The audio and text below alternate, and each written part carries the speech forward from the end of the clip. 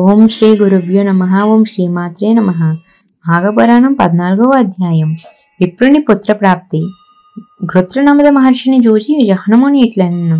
మహర్షి, మాఘమాస వ్రతమును చేయించే మానవులకు జ్ఞాన మోక్షములు కలుగునా? నా సందేహం తీర్చమని అడుగుగా జహ్నమహర్షి ఇట్లనెను.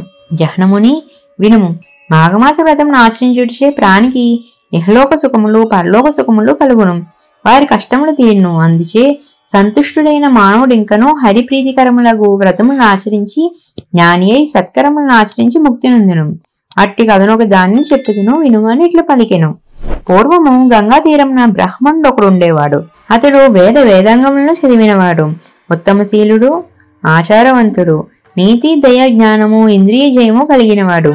అతని భార్య ఉత్తమురాలు. వారికి సంతానం లేదని లోటు తప్ప మరి దేనికి లోటు లేదు.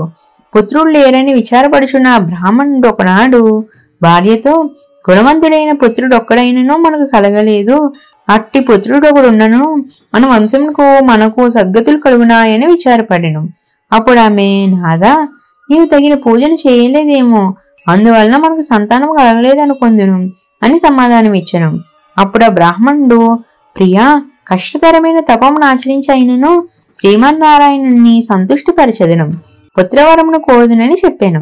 కష్టమైన నియమములు పాటించి నిశ్చలమైన తపం చేసి మృకండ మహాముని వలె ఉత్తమ పుత్రవరమును కోరదునని పలికెను. ఆ దంపతులిద్దరినూ తపము ఆచరించవలని గంగా తీరమునకు పోయేరి. బ్రాహ్మణుడు అష్టాక్షరమును జపించుచు శ్రీహరిని మనసులో నిలుపుకొని తీవ్రమైన తపము ఆచరించెను. కొంతకాలమునకు శ్రీమన్నారాయణమూర్తి ప్రత్యక్షమైన. అతడు 4 చేతులందును శంఖమును చక్రమును గదను ధరించి ఉండెను. వరమాలను ధరించెను. పచ్చని బట్టబట్టను కట్టును. కౌస్తభమును మణిభూషణమును ధరించెను. అతని కిరీటము కోటి సూర్యుల కాంతితో నుండెను. శాంతభూషితమై ప్రసన్నత కల శ్రీహరిముఖము మకర మండలముల కాంతితో మరింత శోభాయమానముగా ఉండెను. నారద మహర్షి స్తుతించుచుండగా, అప్సర కాంతలు పాటలు పాడుచుండగా లక్ష్మీ సమేతుడే గరుత్మంతునిపై నెక్కి ఆ బ్రాహ్మణునకు వరమనీయ వచ్చెను. తనను గమనింపక తీవ్రమైన తపం నిమగ్నుడై ఉన్న బ్రాహ్మణుని చూసి చిరునవ్వు నవ్వుచు, విప్రా, నేను నీకు వరమనీయ వచ్చితిని, నీ తపమును మెచ్చితిని అని పలికెను. శ్రీహరి ఇట్లు పలికినను ఆ బ్రాహ్మణుడు నిశ్చల చిత్తుడై బాహ్యజ్ఞానం లేని స్థితిలో ఉండెను.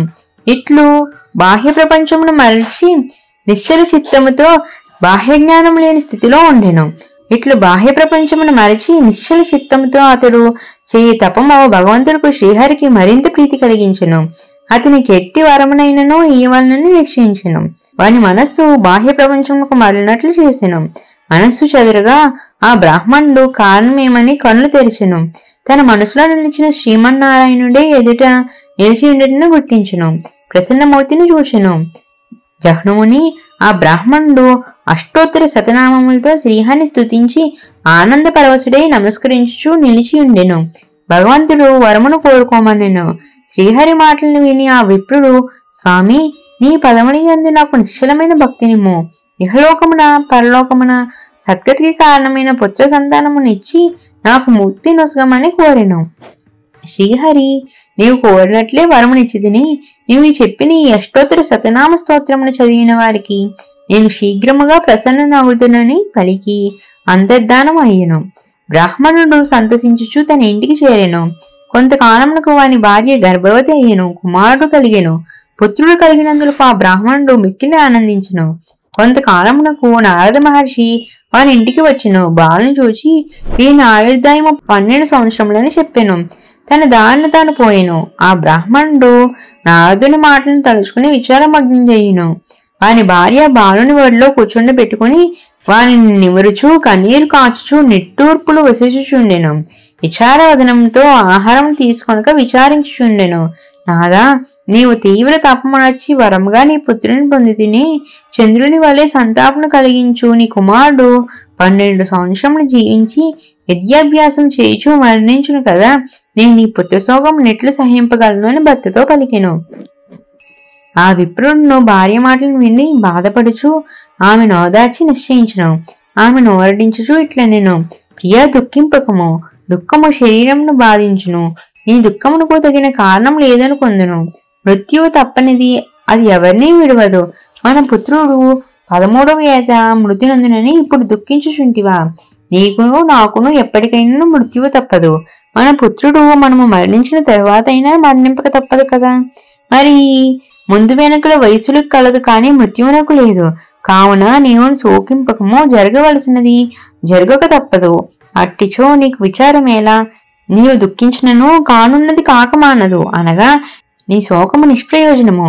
ప్రతి ప్రాణియు తాను చేసిన కర్మను అనుసరించి జన్మించును, మరణించును. కనిపించినది నశింపక నిలిచిన కావున శోకింపకము అని ఆమెను ఓరడించును. మరియు నిరర్థకమైన దుఃఖమును విడువము. శ్రీహరిని పూజించి పుత్రుని మరణ భయము పోగొట్టుదును. నీవు ధైర్యంగా ఉండుము అని పలికి మరలా గంగా తీరమును చేరి నియమనిష్ఠులతో శ్రీహరిని సర్వోపచారములతో పూజించుచుండెను. శ్రీహరి అష్టాక్షరి మంత్రమును జపించును.